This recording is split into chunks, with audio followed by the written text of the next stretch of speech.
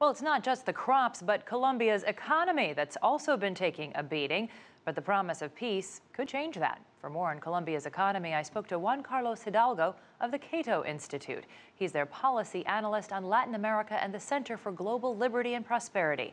I began by asking him about the economic impact of the recent peace deal with FARC rebels. Colombia spends a lot of money in security. At least 3.5% of GDP is spent on the military and on the security services. There is no, people don't expect that that number is going to decrease significantly in the first years after the accord, because they are expecting a shift of money from the military to the police. But overall, the amount of money that Colombia spends on security will remain pretty much the same, at least in the first phase after the peace accord. Also, the peace process is going to have some costs.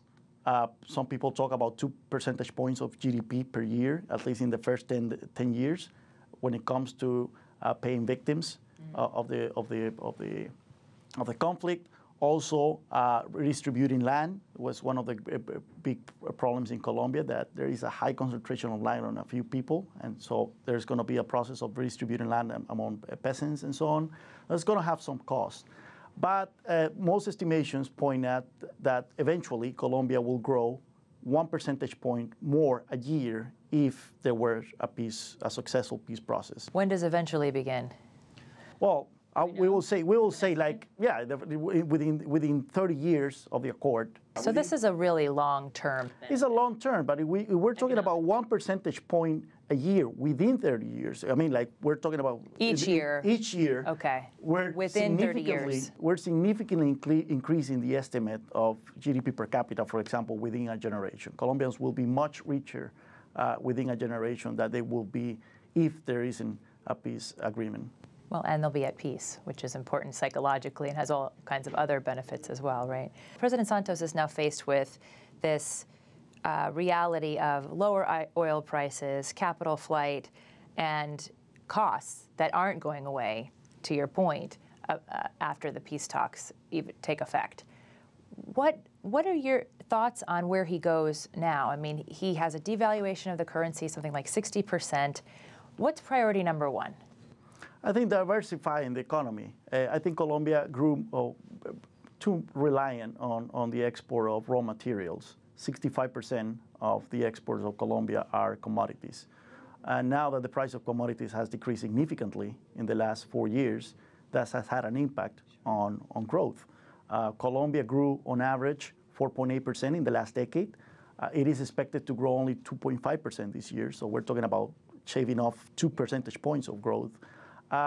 So we need to encourage in Colombia a more diversification of the economy, not just relying on commodities. But I think that's a story for all of Latin America in light of what's gone on in commodities. How difficult is it to do those types of economic reforms right now? It is. Well, we know where the bottlenecks of the Colombian economy are. One of them is infrastructure. We're talking about a country with a very tortuous geography, deep valleys, high mountains, roads that don't access the seas, and so on. So infrastructure needs to be one of the key points in the agenda, and it has been, but unfortunately the government hasn't been able to deliver on these promises of building more infrastructure. Also, you need to boost competitiveness in industry. And one of the problems in Colombia is high taxes.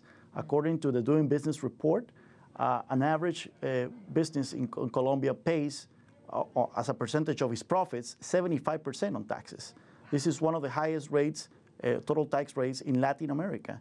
So unfortunately, the government of President Santos has emphasized too much on raising taxes as a way to solving the fiscal problems of Colombia, when the solution should be reducing taxes, cutting taxes in order to boost competitiveness and then boost the economy, and that will generate more revenue for the government.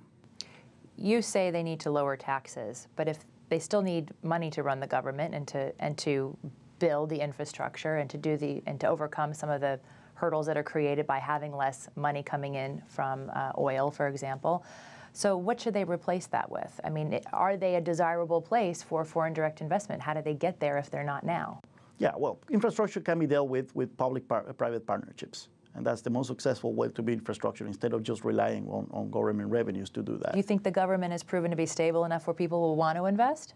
Well, it's a combination of factors. Again, if peace were to be reached, then a lot of Colombia will be open for investment. Right now, large swaths of the countries are off limits for private investors when it comes to energy investments, when it comes to infrastructure, and so on.